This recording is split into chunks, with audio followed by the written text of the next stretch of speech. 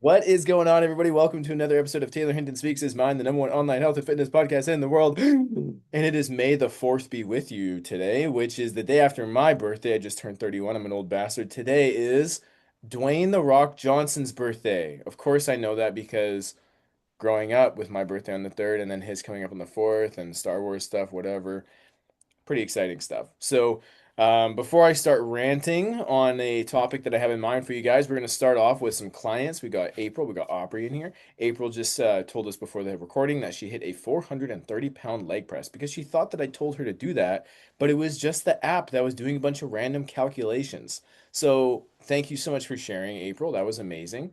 We're going to get April to ask her question, and then Aubrey and Raven are going to pop on and they're going to share one and ask questions too. Go ahead, April. Okay, so you updated my program, and I have a question about you have things like Smith machine incline bench press, and Raylan. Shh. Um, I'm just wondering because it says like 8 RPE times 5 point or 5 to 8. What does that mean? Hell yeah. Okay, cool. I'm glad you asked. So, something that I'm starting to reintroduce for some of our clients who've been around for a little bit is RPE, rate of perceived exertion. This is one of a few different tools that we can use to make a subjective assessment as to how difficult the exercise should be. So for rate of RPE just stands for rate of perceived exertion, exactly what it sounds like. How hard do I think that this is? It's not perfect because RPE for Raven and April and Aubrey could all be a little bit different, but this is how we can try to make a good assessment, an honest assessment of what RPE feels like. There some people will use RPE on a scale of 1 to 10. I think that that's too big of a gap. I don't think that it's necessary. I think that we should cut out anything that's under 6. That's how I've always used it since the dawn of time. And maybe I got that from my bodybuilding coaches when I was like 20 years old. Either way, anything below a 6, you can't really tell the difference. Like, can you tell the difference between a 1 out of 10 effort and a 2 out of 10 effort? Probably not. That would be kind of like walking or less than walking, you know? So we're not going to use that. But 6, think of 6 as a mild to moderate warm up intensity. That's what it should be. So anytime you see W for warm up inside your workout, you should be imagining that it's probably going to be somewhere around a 6, especially if it's like a very simple exercise. You may have an exercise like Jess Coster just found out today that she has burpees, which I hardly ever program, but we have very big restrictions on her stuff that she can do. So she's got burpees as part of her warm up. Now, burpees aren't super hard because there's no weight. It's just, it really is at the end of the day, you crawling down to the floor and crawling back up to your feet. That can count as a burpee in CrossFit terminology. So maybe she would rank that as a 7. 6 to 7 is going to be RPE 6 or 7 is going to be mild to moderate kind of warm up. 7, you're breathing through your mouth, you're breaking a sweat, heart rate's kind of coming up. You probably feel a little bit uncomfortable, especially if it's something like a burpee or a box jump or something like that. You're like, we don't like doing that, but is it really, really hard to do 3 times? No, right? So, anything where we get to 8, 9, and 10, those are working set RPEs. If you're at an 8 out of 10 on intensity and effort, you're working hard, you're pushing yourself. By the end of that set, if we're doing a hypertrophic set, which is you're kind of blending 5 to 8 repetitions for you, April. 5 is a little bit more on the strength end of things. 8 is getting closer into the muscle building, the size of the muscle type of training, 2 different types of training styles that we're discussing right here. So when we're talking about an RPE 8, then you should, at the end of your first set, you should feel close to failure. You should feel like you were pushing pretty damn hard. You had to take a deep breath at the bottom of that last rep on the incline bench. And you're holding that breath and you're straining and it's going to come up. You don't need help with it. It's going to come up, but it's definitely slowing down a lot at the top on the last rep for sure. That's set 1. Now, if you had 3 sets, then set 2, you're probably feeling that strain around rep 6 or 7. And that may be like because you've already exerted yourself during your first set at 8 out of 10 RPE. The second set, we can only assume that you've accumulated more fatigue, so it might feel more like an 8.5 out of 10. See what I'm saying? And then your final set is you're really grinding this out. And you may even have somebody just barely touch the bar to help you up a little bit. That might be like a 9 or a 9.5 out of 10. Why would it not be a 10 out of 10 if I couldn't even do it myself? I had to get somebody else to help. A 10 out of 10. So if a 6 is like a light warm up and a 10 is there's no more than 10. Like this isn't we're 110% effort. If we're using RPE, we have to be measured with it. We have to be as precise as we can. A 10 is everything you have. This is the example that I use that everybody, whether you have kids or not, could relate to, is picking a car up off of your kid or your friend's kid, right? Or your neighbor's kid. You see that happen in real life. Adrenaline rushes through your system, your brain shuts off, you don't even know what's happening, and you just go lift a car. That's what 10 out of 10 is. That's where you fail the weight, you can't get it up, it's falling down to your chest. Somebody runs over to the machine, picks the weight up for you, and you're like, "Give me two more." And you just slowly let the bar crush you again, and you can't push it back up. There's no strength. They pull it back up for you again. You get another just barely controlling it down. That would be a 10 out of 10. So when you see an 8 out of 10, you can assume that this is working set, this is hard. I better feel it by the end of my first set. That's what an 8 out of 10 RPE would be. Does that gigantic, massive explanation answer that question for you? Yeah, I think so. Was that It was right? a lot of explanation. Yeah, okay. I'm so sorry. Angela fucking has been telling me that for the last 10 years. RPE is rate of perceived exertion. Anything that feels like a less than 6 out of 10, if it feels like a 5 out of 10 in terms of effort, it's completely useless to you. If you're supposed to do 3 sets of 8 to 10 repetitions, and after your first set, it felt like maybe a 7, you better lift heavier weight on set 2, 3. You have to. It needs to feel like an 8 out of 10 in terms of effort. And if it feels like a 10 out of 10 on set one, you're probably burying yourself. It's probably too much too fast because you can't keep that up for another 2 or 3 sets. So it's a subjective measure of how intense you're pushing yourself. Okay, that makes sense. Sorry about that, but thank you. Yeah, no problems. Thank Okay. you. Was that it? Sorry. Yeah, that was it. Okay, cool. Thank you. Thanks. You're welcome. Aubrey, unmute, share a win. I promise, Raven and Aubrey, I won't take that long. My one is that I started running last week, and that's pretty good right now. Mm-hmm. Hell yeah, it is. Love it. Nice job. What kind of questions do you have for me?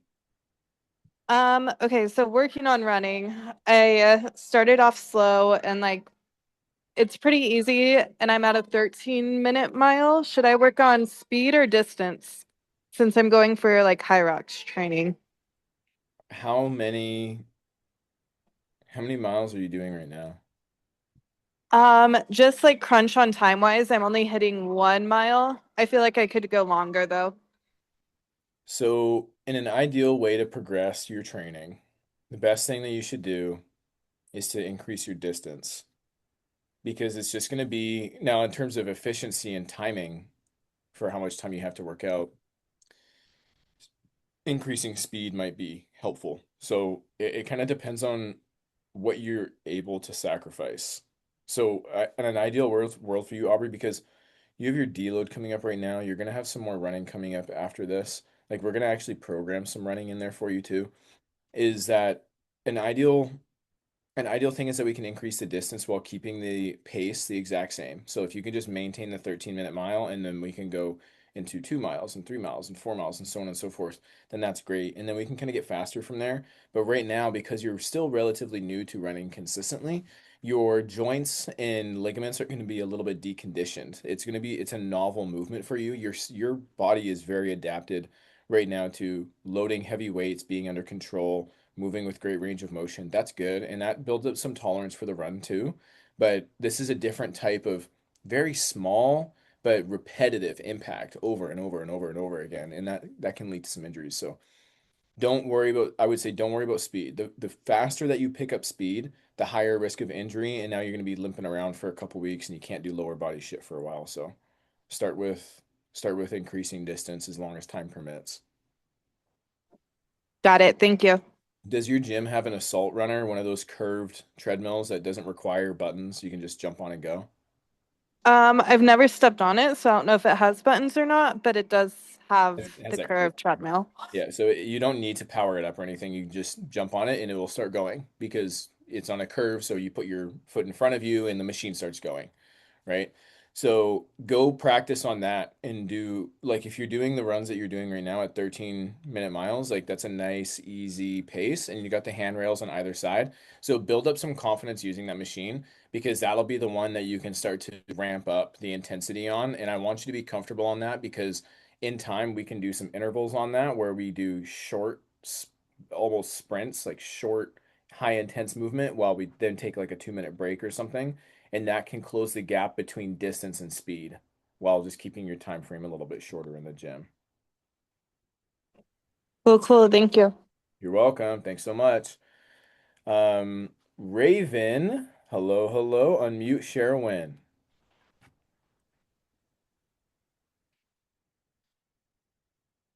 She unmuted and then she muted herself again. She's probably, oh, and now she's back. Sorry, There we go. What's technical up? difficulties. Yeah, hey, it is what it is. Welcome. I How you haven't doing? I haven't finished my coffee yet. I'm good. I'm good. Good morning. Happy Monday. Happy Monday. I through the weekend hit my water, hit my steps, hit my macros, hit my workouts. Damn. Stayed consistent. That's Even like last night, it was like late, like 9 o'clock. I was like, crap, I still have like 3,000 more steps I need to do. I hopped on my walking pad, got it done, and I'm like, all right, now I can go to bed. that's what I'm talking about. Nice job, dude. So, yeah, that's just trying to. It's like I was so consistent for so long, and then it's like my health stuff, and I kind of like backtracked and had to take a break and feeling sorry for myself and eating my feelings, and it's like just trying to get back in that mindset. Yeah. Yeah. It's like that's what I'm struggling with. Like, how do you handles that. Like I told Angela, she just needs to record some little like sound bites, like and send them to me. Like, stop being a little bitch. Like, you can do this. Stop whining like a baby. You know. You should do that for yourself. I don't know if it's my own voice. I'm like, ignore. Well, that's not necessarily true because So every time the other voice in your head that says, "Stop, feel sorry for yourself. It's okay. Just have a little bit now." You listen to that voice. yeah, she's nicer though. No, she's not. She has zero interest in your well-being. All she cares about is being your friend still. She just wants to be liked by you. Yeah, true.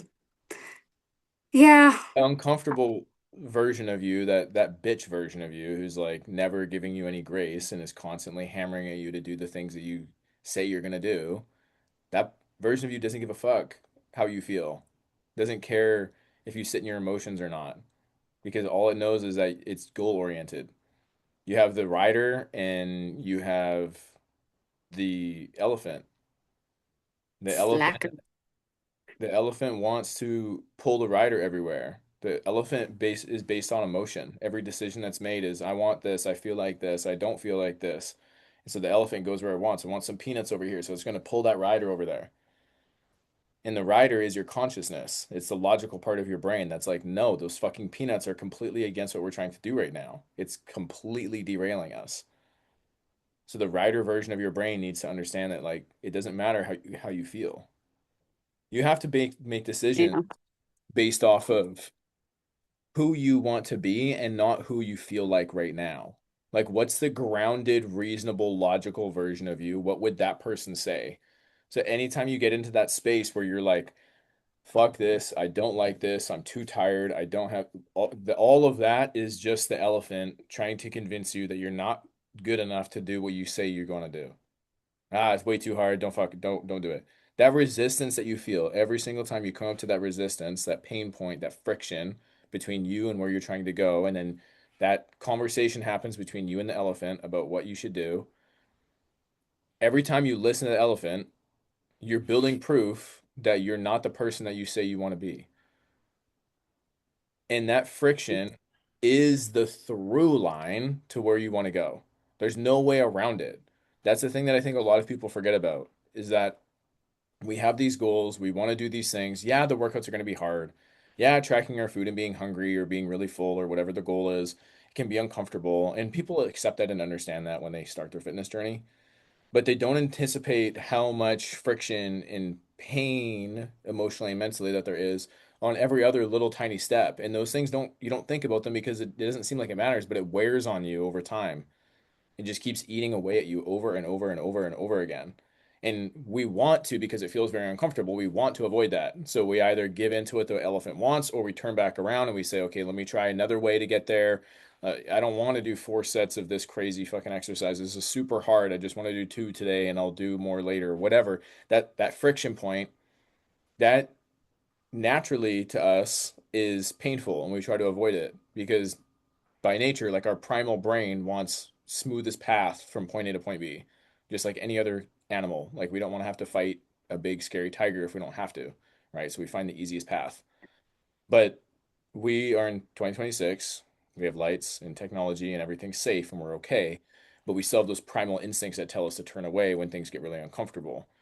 You have to see that and override your instincts and be like, this is the way through.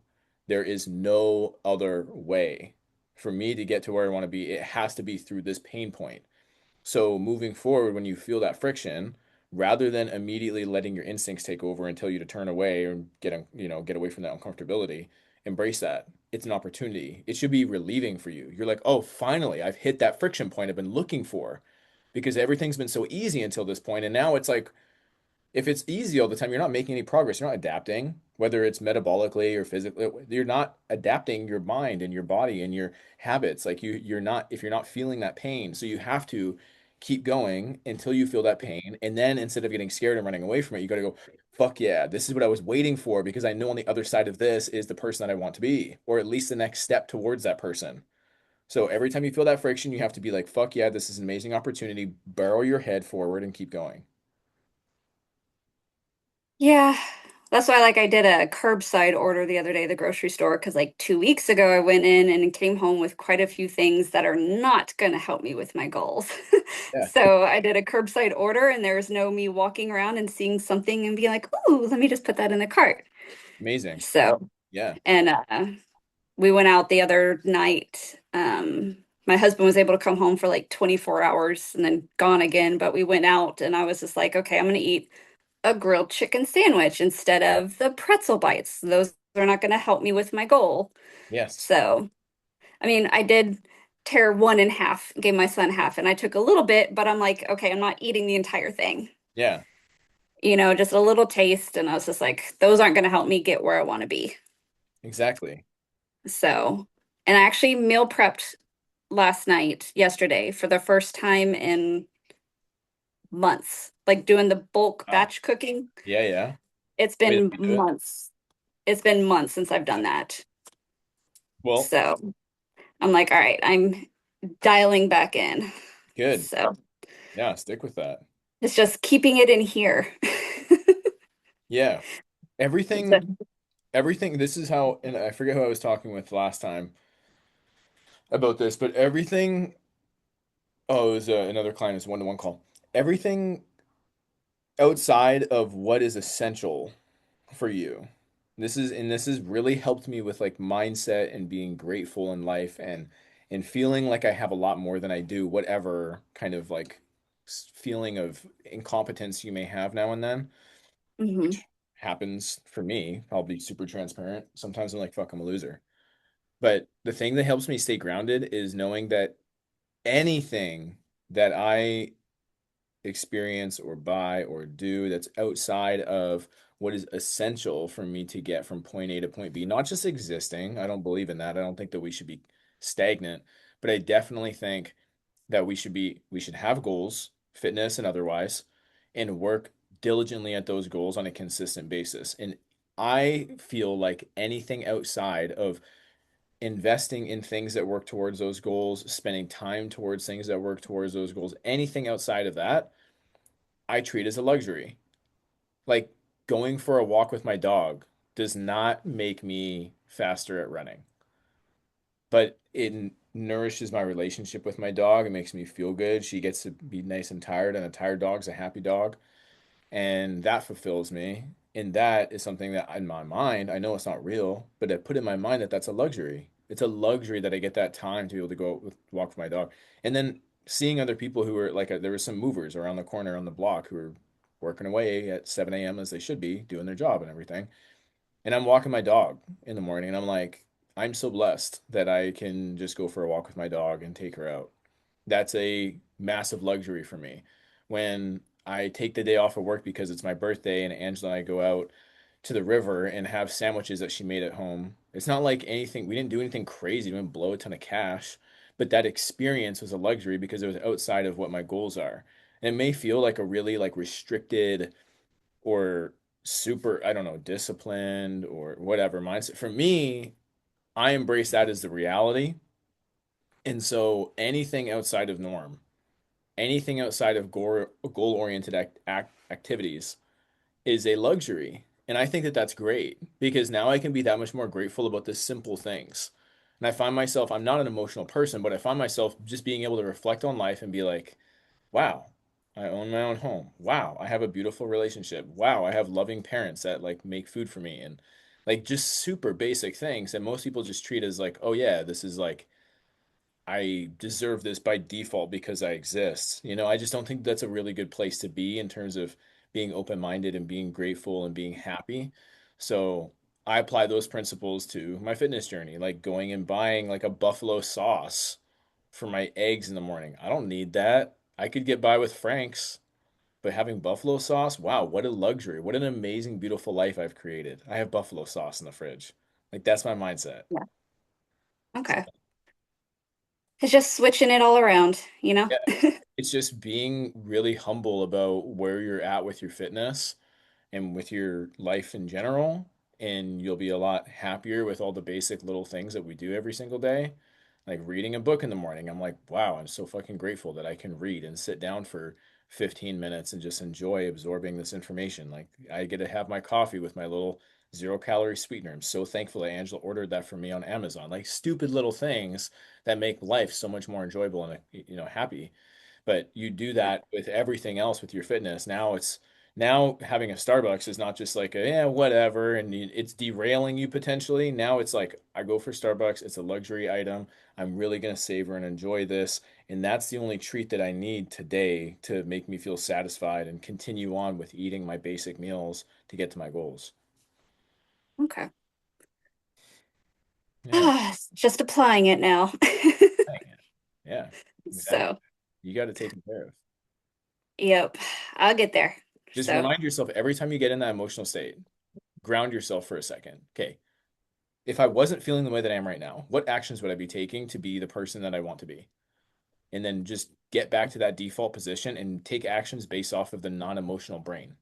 If you do that, you're going to continue making, you're not going to quiet the sounds in your head. You're not going to feel less emotional. You're not going to have less pain and friction and tears or all the emotions, they stay the exact same for the rest of your life. And in fact, it's probably a good positive mindset thing that I was just kind of talking about to anticipate it's going to get heightened as you get older. Let's imagine as you get older, emotions, hormones, everything is changing even more. And now little things make you really, really upset. So thankfully, as grateful as you are, because you're so grateful that you don't have those emotions, your emotions are just right here. So let's operate right here, knowing that it's going to get harder, knowing that as I keep stacking more proof, I'm going to be better equipped to handle when I'm 60 and my emotions are up here. that makes sense. I can do that. Hell yeah, you So, can. yeah. Your voice note the other day made me laugh. It was something in one of the coach's notes, and you're like, y'all are overthinking it. Just stop overthinking. And I'm like, more than half of your client base is women. We all overthink. Yeah. So it just internally it made me laugh. And it's like you're telling all of us women to not overthink. That's like telling us to calm down. Yeah, exactly. Yeah, calm down. So Just calm down. that's hard. Yeah, right. So You're you're positioning it as if you can't. You can. yeah. Hey, Raven, just relax, all right? Calm down. Angela loves it when I say that to her, especially in that tone. But she wants to punch you in the throat so hard. Yeah, exactly. Yeah, no. I So, I know it's a big component. In fact, I'm gonna finish off. And do you have any other questions? Anything else that I can help you with? no, that's it. Thank you so much, sir.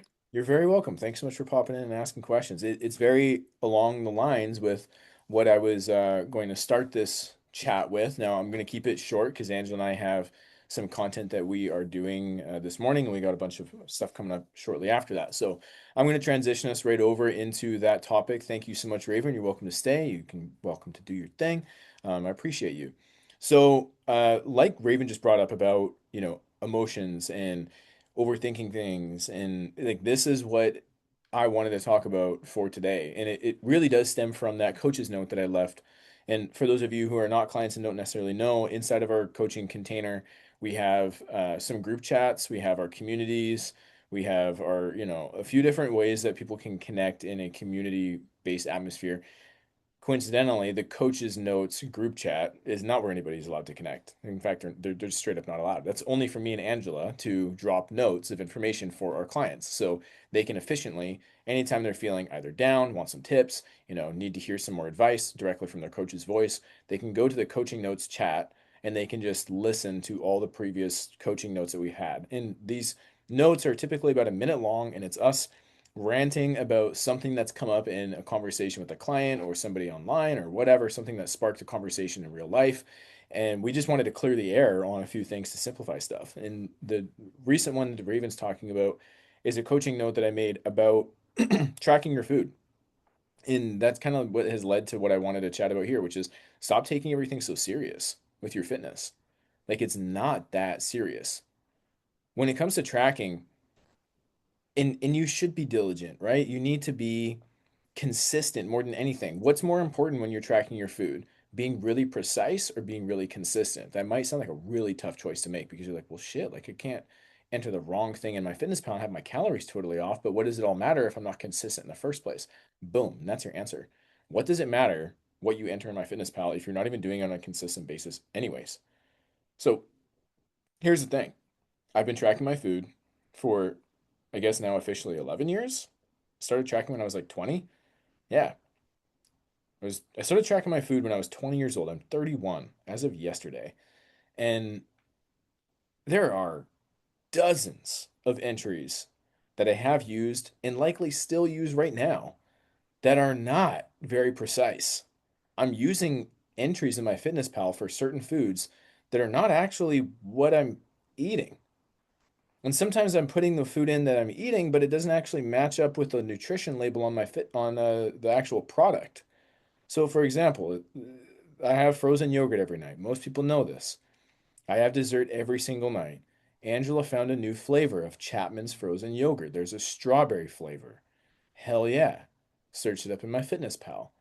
When I convert from cups, because we use obviously milliliters and grams, when I convert it from cups to milliliters and put the 188 serving that it says, the calories in my Fitness Pal don't match the calories on the nutrition label. They're off by about 20 calories per serving. I use it anyways. If I'm having a 400-gram serving of strawberry frozen yogurt, my Fitness Pal may tell me that it's only 300 calories, but the nutrition label would make it equal actually closer to 360, let's say, for example. I don't care. I don't care. Same thing with my Jello. I've been putting some powdered Jello packs in my Greek yogurts, my Greek yogurt bowl. I put a ton of stuff in that. Everyone just sees a bowl with some fruit and some yogurt. It's way more complicated. It's actually my most complicated meal with the most ingredients that I put in it. But that's besides the point.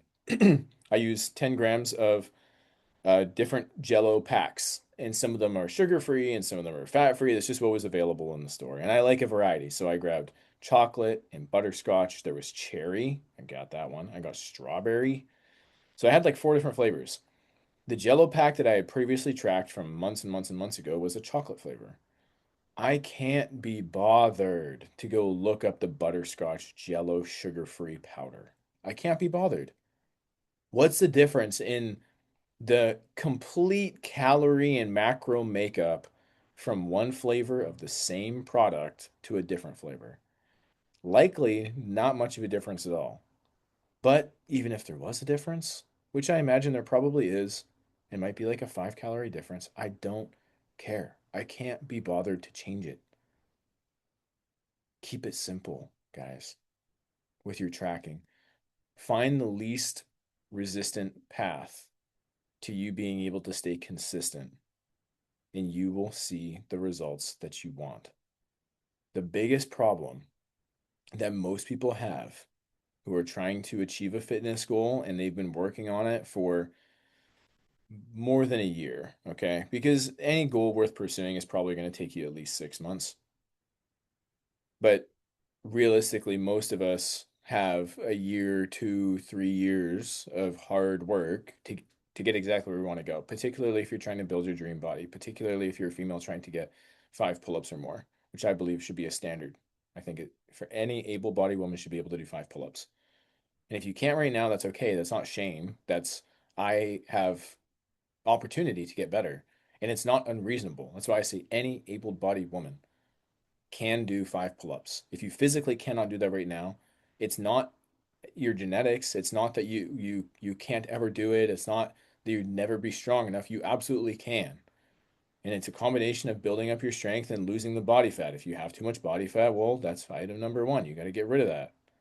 And at the same time, you're getting a lot stronger in your machine assisted pull-ups and your cable pull downs and your iso holds and your dead hangs, and you're working on it and you're getting leaner and you're staying consistent. But what is the best exercise for building my glutes? What's the best exercise for burning fat? What's the best exercise for? None of those are questions that have genuine answers to them. If anyone who claims that they're a fitness coach or anyone who's even trying to give you fitness advice is trying to give you a straightforward answer to a very direct question like that, they probably don't know what they're talking about. And I know that can sound a little bit counterintuitive. Like, why wouldn't I be able to get a straightforward answer? Well, the straightforward answer is probably a bunch of other questions because context is important.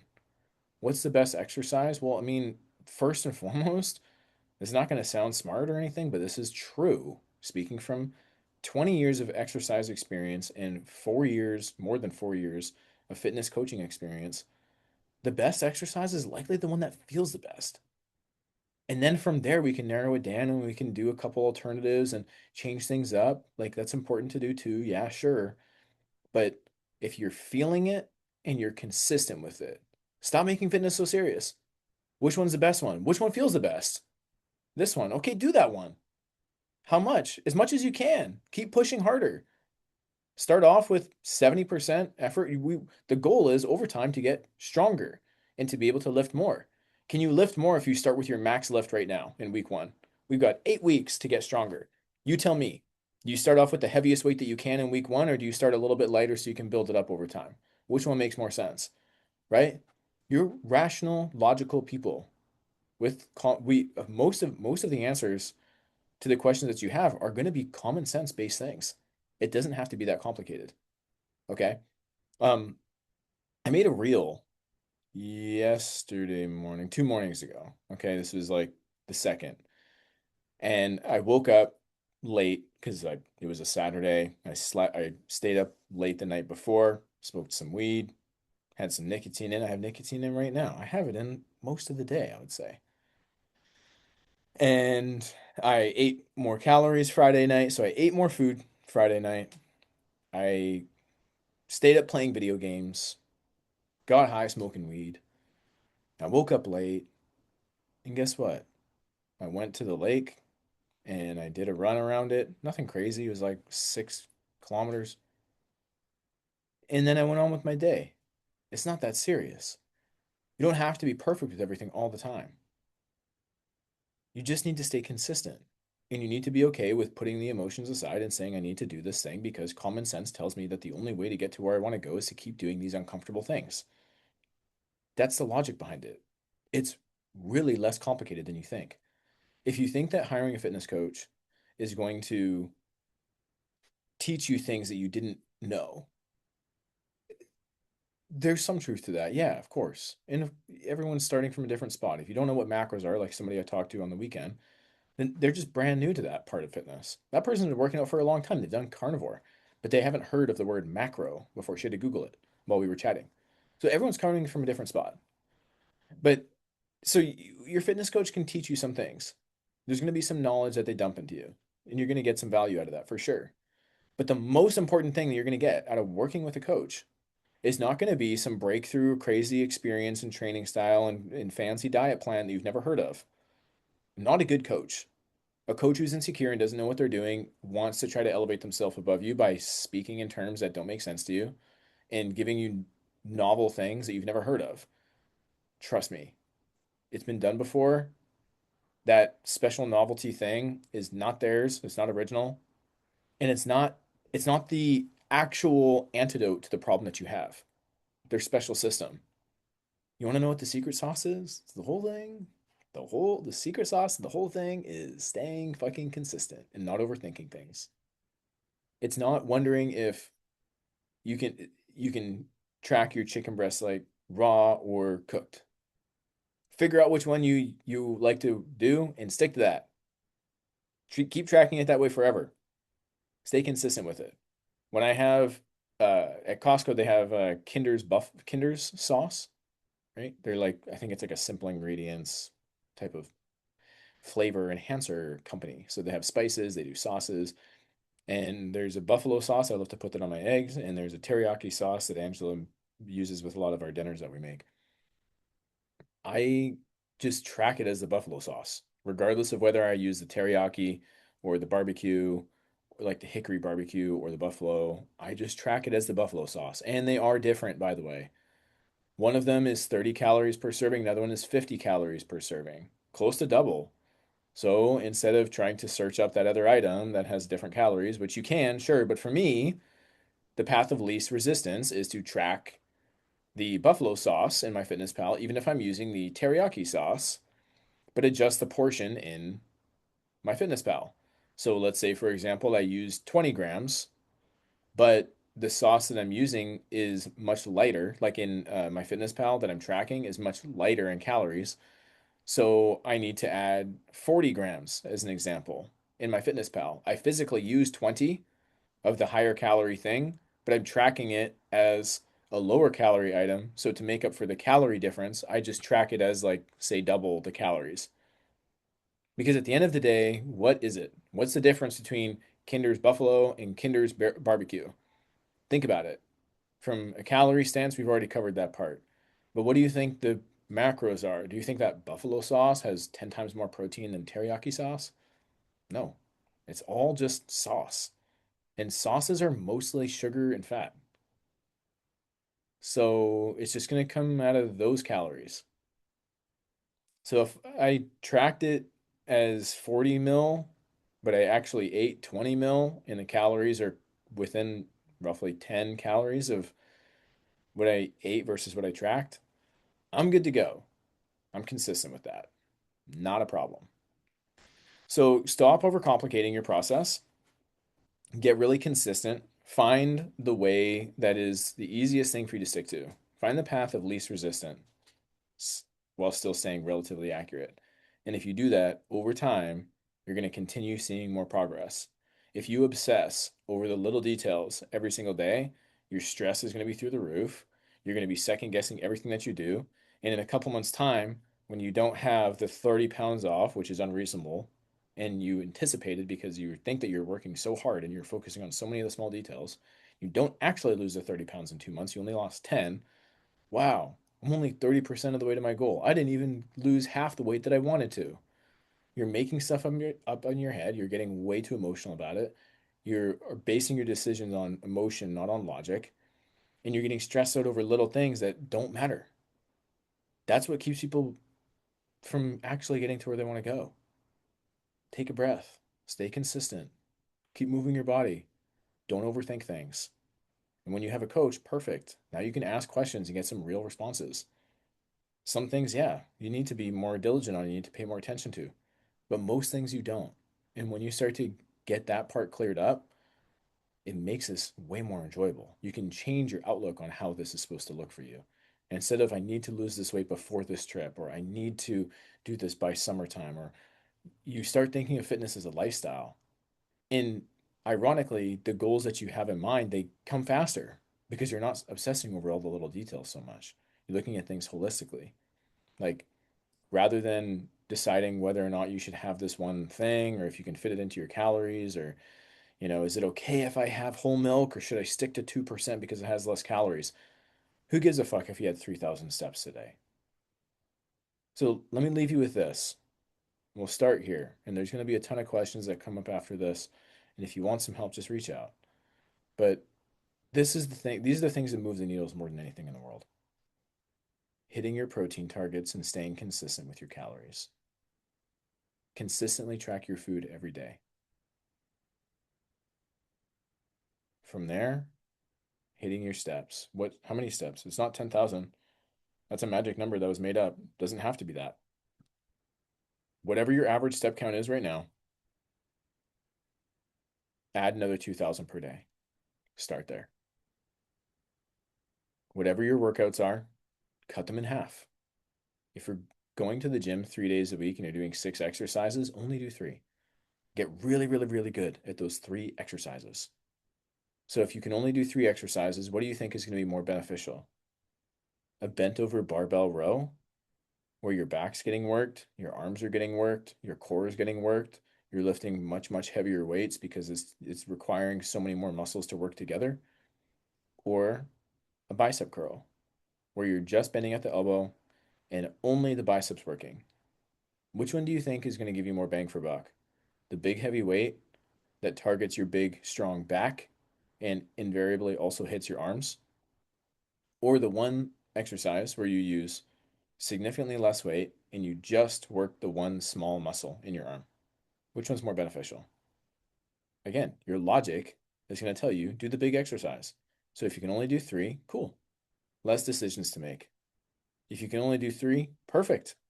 Now you can get really, really good and have an amazing mind muscle connection with that exercise. If you can only do three, perfect. Now we can focus on our technique and getting really strong with that one exercise, become extremely confident with that. And if you were to, let's say, for example, double the weight that you lift in a bent over barbell row, starting off with 100 pounds, and then suddenly you can now do 200 pounds versus if you did a 20-pound bicep curl and you doubled that, you went to 40 pounds. Which one do you think is going to give you better results?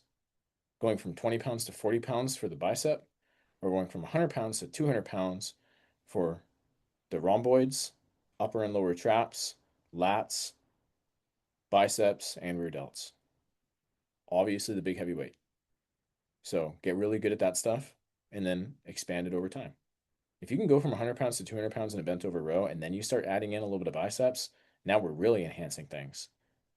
But start with what's most important. Start with 3 exercises, big muscles. Start with adding another 2,000 steps a day.